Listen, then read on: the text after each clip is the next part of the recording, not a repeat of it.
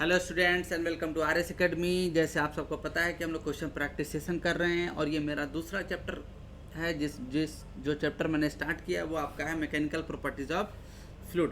काफ़ी बेहतरीन तरीके से हम लोग प्रैक्टिस कर रहे हैं। जितने भी PYQ क्वेश्चन है उसको हम लोग साथ में लेके चल रहे हैं जो IIT JEE और नीट में पूछा गया आपका। बाकी 11th के लिए भी है। 11th का मोस्ट इंपॉर्टेंट चैप्टर माना जाता है ये मैकेनिकल प्रॉपर्टीज ऑफ फ्लूइड। और इससे पहले हम लोगों ने मैकेनिकल प्रॉपर्टीज ऑफ सॉलिड पे अच्छे से क्वेश्चन को प्रैक्टिस किया था। तो चलिए आज का सेशन स्टार्ट करते हैं। उम्मीद है कि आप स्वस्थ होंगे और अपनी पढ़ाई कंटिन्यू रख रहे होंगे और जो आपका एम है उसे अचीव करने के लिए पूरी मेहनत कर रहे होंगे। जैसे क्वेश्चन नंबर 1 आप देखिए। क्वेश्चन नंबर 1 क्या कर रहा है? The intensity of A pressure at any liquid at rest. ध्यान से समझना, क्वेश्चन इंपॉर्टेंट है। जो कॉन्सेप्ट ऑफ प्रेशर आपको पढ़ना है उसी से ये क्वेश्चन है। क्या कर रहा है? Liquid at rest is same in all direction. The above statement is known as. आप जानते हैं कि अगर फ्लूइड आपका, खास करके लिक्विड की बात की जाती है, अगर नहीं दिया रहता तो फ्लूइड मान लेते हैं। लिक्विड अगर लिक्विड नहीं रहता तो आप जनरली फ्लूइड ही मान के हम लोग चलते हैं। अगर लिक्विड एट रेस्ट कंडीशंस में हो तो आप ये कह सकते हैं कि लेयर्स के बीच जो होगा relative velocity zero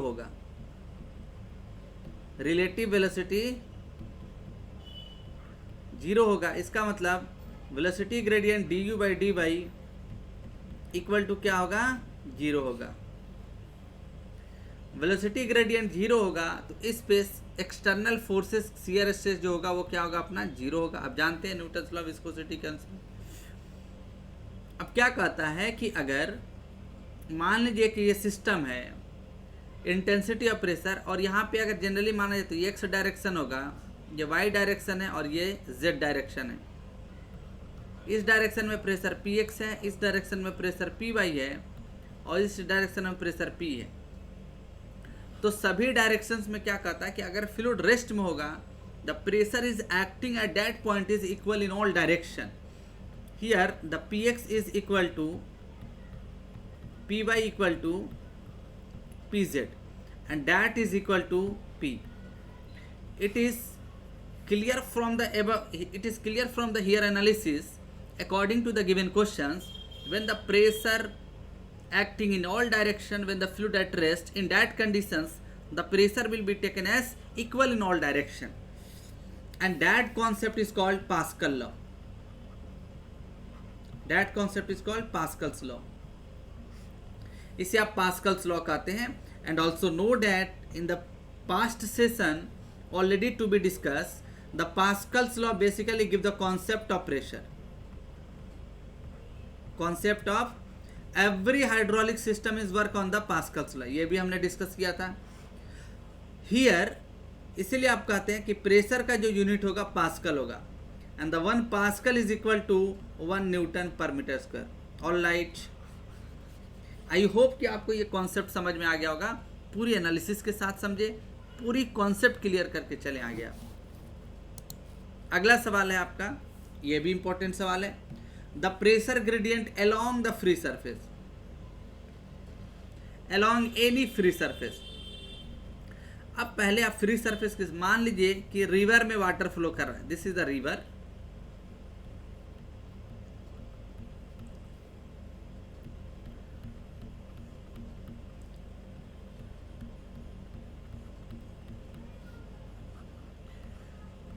this is the free surface of water।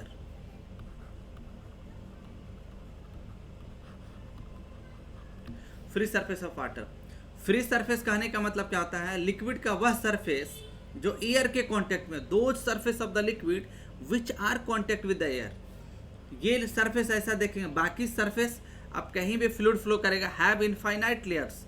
तो यहाँ पे जितने भी लेयर्स हैं, इन सभी इनफाइनाइट लेयर्स में आप देखेंगे तो कहीं भी कोई भी लेयर सिर्फ अपर लेयर को छोड़ के एयर के कांटेक्ट में नहीं है, बाकी यही है जो एयर के कांटेक्ट में है। Contact with contact with air, यही लेयर जो है एयर के कांटेक्ट में है और इसीलिए उसी लेयर को आप कहते हैं free surface. And that surface is immiscible in the fluid, यानी अगर ये लिक्विड है तो ये कभी भी एयर के साथ मिक्स नहीं कर सकता है। दूसरा कंडीशन आप जान ले, लिक्विड का वह सरफेस जो एटमॉस्फेरिक प्रेशर से सब्जेक्टेड हो, पी एटमॉस्फेरिक, यानी इस सरफेस पे जो प्रेशर लगेगा वो कैसा प्रेशर होगा, एटमॉस्फेरिक प्रेशर होगा। और आप जानते हैं एटमॉस्फेरिक प्रेशर का वैल्यू कांस्टेंट होता है और ये कितने बार के कितना होता है, 1.01325 बार एटमॉस्फेरिक प्रेशर कांस्टेंट होता है। तो अलोंग द डायरेक्शन आप कहेंगे कि ये फ्री सरफेस पे प्रेशर का वैल्यू क्या है, कांस्टेंट है। और प्रेशर का वेरिएशंस कहाँ पे हो रहा है, along the direction of flow, मतलब ये एक्स डायरेक्शन के अलोंग हो रहा है। तो आप कहेंगे कि pressure gradient del P by del x, तो आप क्या कहते हैं, प्रेशर ग्रेडियंट अगर पी कांस्टेंट है तो वेरिएबल के रिस्पेक्ट में इसका वैल्यू क्या आएगा, 0 आएगा। कोई भी वैल्यू कांस्टेंट होगा तो उसको आप डिफरेंशिएट करेंगे वेरिएबल के रिस्पेक्ट में, तो you all know that the value will be 0। Obvious सी बात है, वैल्यू क्या होगा, 0 होगा। तो इस तरह से हम कह सकते हैं the pressure gradient along the direction of flow at the free surface और any free surface is always equal to 0। अगर यही सवाल रहता है इसमें ट्विस्ट करके, the pressure which are acting on the free surface of the liquid, तो आप कहते हैं always to be constant and that is equal to the atmospheric pressure. अगला सवाल है a barometer measure, barometer we all know that the barometer is a device, barometer is a device which are basically discovered by a famous scientist Torricelli, और ये किसके लिए use होता है, जैसे मान लीजिए इन्होंने कहा this is the mercury bath Hg, when a inverted glass tube is dipped inside the mercury, आप इन्वर्टेड ग्लास ट्यूब को डिप्ड कर दें and here a valve is connected, the pressure, अब यहाँ पे आप देखेंगे तो मरकरी की डेंसिटी ज़्यादा होता है जिसके वजह से राइज नहीं करेगा, तो ये फ्री सरफेस होगा, इस पे कैसा प्रेशर लगेगा, पी एटमॉस्फेरिक। तो यहाँ पे इन्होंने बोला कि अगर ये ए पॉइंट होगा तो इस पॉइंट पर जो प्रेशर लगेगा आप कहेंगे पी एटमॉस्फेरिक प्रेशर होगा। टोटल प्रेशर का वैल्यू इस पॉइंट पर क्या होगा, पी ए इक्वल टू होता है P atmospheric plus vapour pressure, and we all know that the vapour pressure in the case of mercury is negligible, so the total pressure acting at that point is atmospheric pressure. इसलिए आप कहते हैं barometer is a device which are only measure the atmospheric pressure.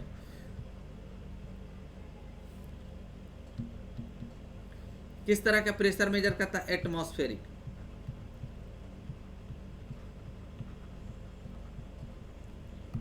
Atmospheric pressure are measured with the help of barometer, and barometer is a device which are discovered by a famous scientist Torricelli।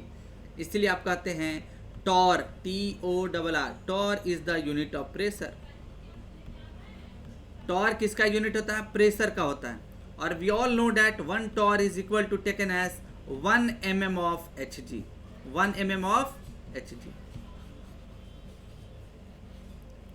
1 torr equal to क्या होता है, 1 mm of Hg। ये सारे points आपको याद रहने चाहिए। अगर यहीं पे एटमॉस्फेरिक प्रेशर की जगह पे 2 तरह के एटमॉस्फेरिक प्रेशर होता है, एक आपका पूरी बातें समझ के चलेंगे, एक स्टैंडर्ड एटमॉस्फेरिक प्रेशर होता है, स्टैंडर्ड एटमॉस्फेरिक प्रेशर, और दूसरा आपका होता है local atmospheric pressure. Local atmospheric pressure, अगर ये दोनों ऑप्शंस में रहता we always prefer the answer local atmospheric pressure. अगर कोई वैल्यू अपने आप में स्टैंडर्ड हो उसे मेजर करने की क्या जरूरत है, बिल्कुल जरूरत नहीं है। तो सो अगर both options are to be there तो only select the correct local atmospheric pressure. Correct, बातें क्लियर होनी चाहिए, कॉन्सेप्ट के साथ पढ़ना है हमें। अगला सवाल देखते हैं, question number 4। The centre of buoyancy, पहले आप ये समझे कि सेंटर ऑफ बॉयंसी कहाँ पे आता है।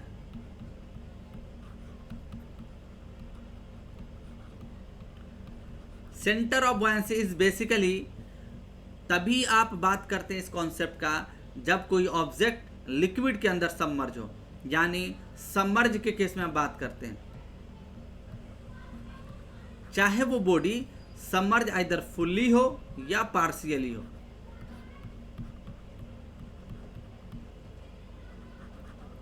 जिसे हम कहते हैं कॉन्सेप्ट ऑफ बॉयंसी। क्या कहते हैं? Concept of buoyancy. अगर कोई बॉडी लिक्विड के अंदर पूरी तरह से सबमर्ज हो या पार्शियली सबमर्ज हो, इस कॉन्सेप्ट को हम कहते हैं concept of buoyancy. And the concept of buoyancy is discovered by a famous scientist, it called Archimedes, and the principle is called Archimedes principle. Archimedes का सिद्धांत है, and we all know that the Archimedes clearly state that when a body is, जैसे मान लीजिए, पहले आप figure देख लें, when a body is either partially or fully submerged in the liquid, then the liquid exert a perpendicular force to the contact surface of the body, and this force is called buoyancy force. ये अपना क्या है? buoyancy force है, and the point is called center of buoyancy. And the point is called center of buoyancy. And the buoyant force is equal to the weight of displaced fluid, यानी rho g and volume of displaced. Volume of displaced कहने का ये मतलब कि how much portion of the body which are to be submerged in the fluid. Body का कितना portion fluid के अंदर सबमर्ज है उस पर डिपेंड करता है वॉल्यूम। जैसे एग्जांपल के तौर पर आप समझ लें, for example suppose a container will be there and now the liquid is fill inside the container and this is the free surface of the liquid. A body is submerged like that. The total height of the body is h, but a small h portion of the body is, this portion is only submerged in the liquid and the area is A. So the submerged volume or displaced volume is always taken as A, total area of the body and the portion of the body which are submerged in the liquid. So AH will be there. ऐसे आप consider करेंगे तो obvious सी बात है centroid of the displaced volume of the liquid that is called centre of buoyancy. The point of application of the buoyant force when a body is submerged in the liquid either fully or partially, this point is called center of buoyancy. To be clear, correct option is A. The next question, question number 5. Continuity equation. Continuity equation is the famous equations which simply asking the continuity equation is based on the conservation of.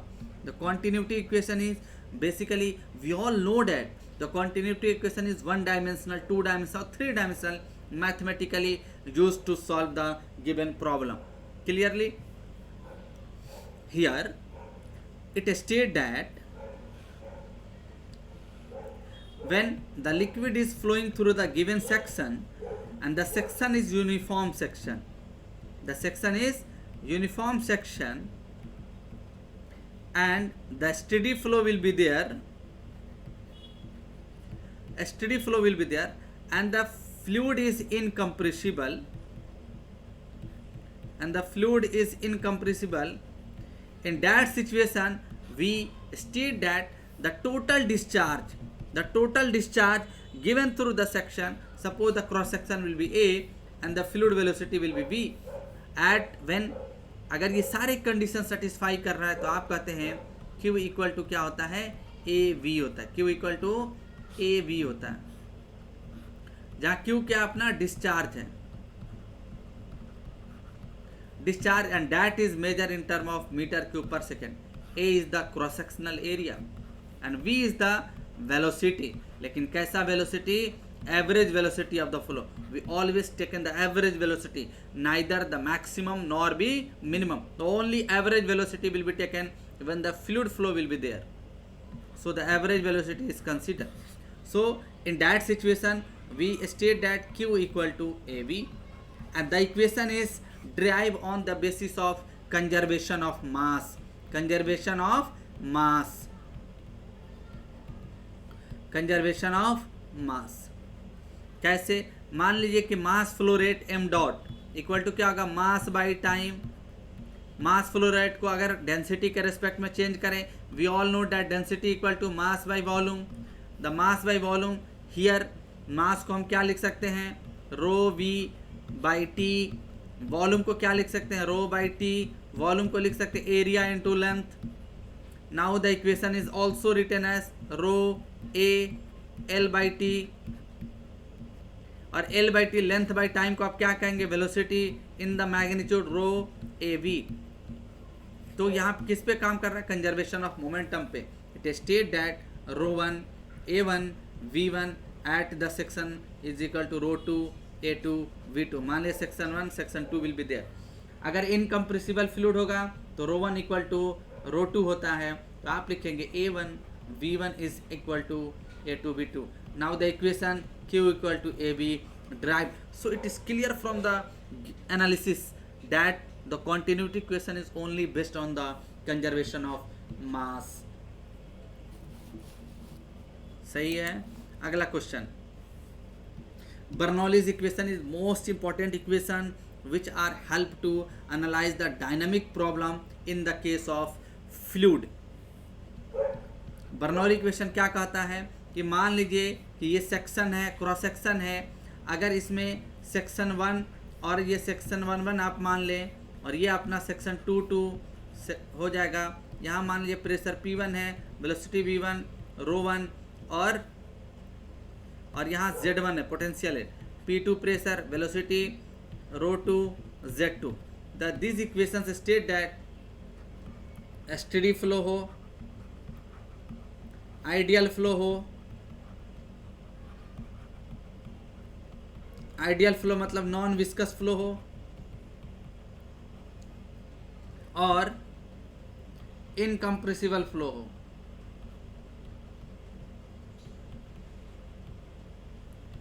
Incompressible flow हो तो इस situations में आप क्या कहते हैं कि P1 by rho g plus V1 square by 2G plus Z1 equal to होता है P2 by rho g plus V2 square by 2G plus Z2. In the simple way आप लिख सकते हैं P by rho g along the direction of flow at each and every point is must be constant. लिख सकते हैं हम ऐसे. तो आप क्या कहेंगे, this is the form of energy. ये किसके फॉर्म है, एनर्जी. ये इक्वेशंस कहलाता है एनर्जी पर यूनिट वेट.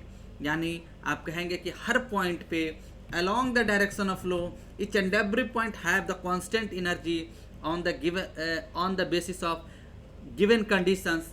तो आप बोल सकते हैं the Bernoulli equation is only based on the conservation of energy. Right answer is A.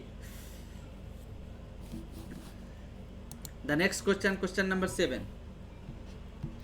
Which of the following is not an applications of Bernoulli equation? So many applications of Bernoulli will be there. The Bernoulli equation have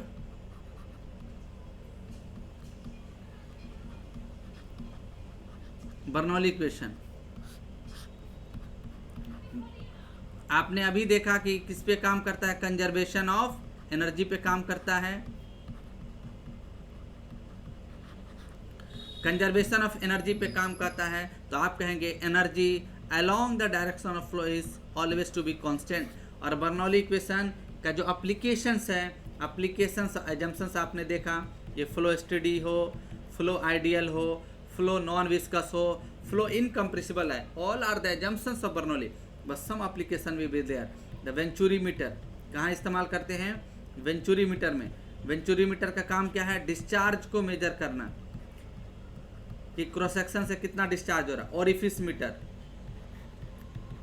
the basic application will be orifice meter. also measure the discharge, but it measure the discharge as less as compared to the Venturi meter. Now the pitot tube. Pitot tube measure the average velocity of flow. All these are the applications of Bernoulli's, but here the odd is anemometer. Anemometer is only measure the highly fluctuating velocity. Highly fluctuating velocity. Highly fluctuating velocity, or highly fluctuating velocity is, it means the only gas will be there have highly fluctuating velocity. It means, it is to be clear, it measure the gas velocity. Measure gas velocity. Simple सी बात है. तो आप यहाँ से option select कर सकते हो. Option C is the right answer. यानी आपने देखा अगला जो टॉपिक होगा कोई नया टॉपिक होगा. आपने बड़ी बेहतरीन तरीके से मैकेनिकल प्रॉपर्टीज ऑफ सॉलिड देखा, मैकेनिकल प्रॉपर्टीज ऑफ फ्लूइड देखा, और ये 11th का फिजिक्स है जो काफ़ी आप जानते हैं कि डिफ़िकल्ट होता है समझने में. आपने हंसते खेलते इस टॉपिक को समझा, और इसलिए आगे की जो टॉपिक होगा और भी इजी तरीके से हम समझेंगे. बस आप चैनल पे बने रहेंगे.